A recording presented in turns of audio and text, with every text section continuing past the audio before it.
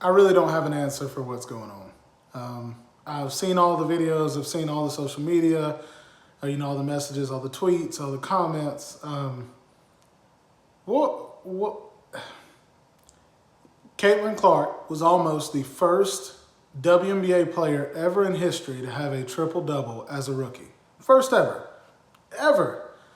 She had 15 points, 9 rebounds, and 12 assists with about a minute left in the game.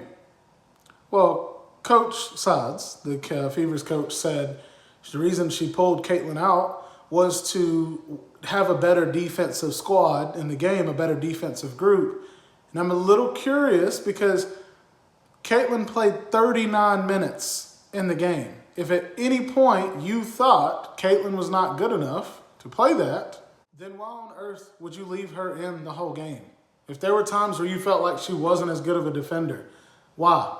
And the biggest thing to me is there was a part in the game, it was the very first time that she took her out and she was going to play this offense-defense thing, which gets on my nerves, by the way. And that's not just with the Fever, that's anybody.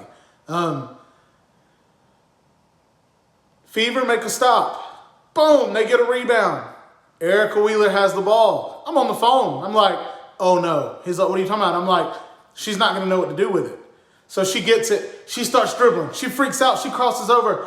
All of a sudden, she gets pressure. She walks, but they give the Fever the timeout. The Fever almost turn the ball over because they don't have another guard on the floor that understands pacing, ball security, ball protection, all of these things. And it's like, so you really risked that. You almost turned the ball over and would have given the ball right back to them. That blew my mind. And the fact that they gave them the timeout, they were so lucky. They got so lucky.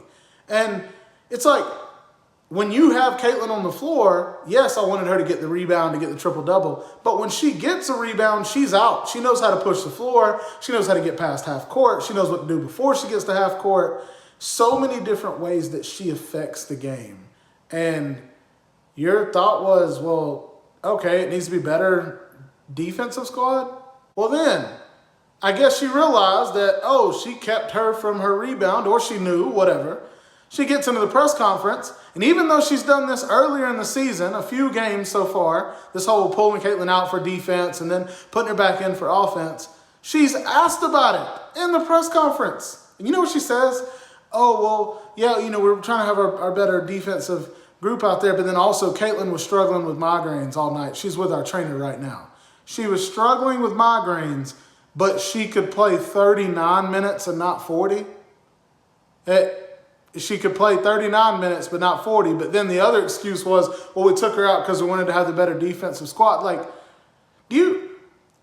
I hate bringing you up, Coach. I hate talking about this. I hate going over and over and over about it because it's like, how do you every game have something?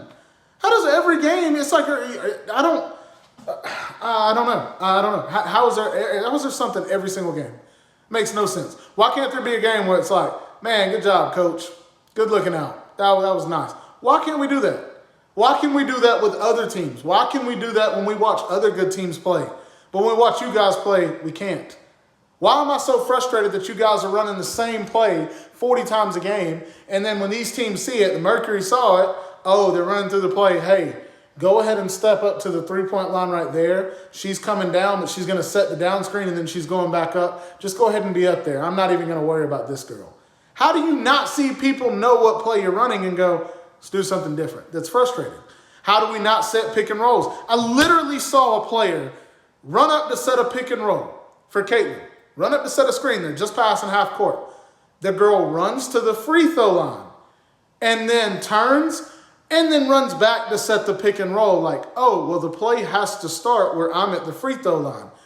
Go ahead and set it. Your man was at the free throw line waiting on you. The pick and roll would have worked a lot better if you would have just set it. Instead, you ran to the free throw line, then you come back, boom, your man goes with you.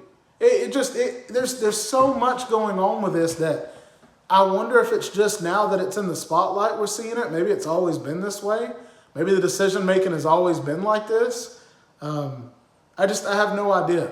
You took off, like I said, you took off your best ball handler, the person with the best ball security, instead of having them on the floor when you get the ball, when a team's going to go to foul or pressure you to get the steal, you take them off and you almost turn it over. Like, you can't make those kind of mistakes as a coach.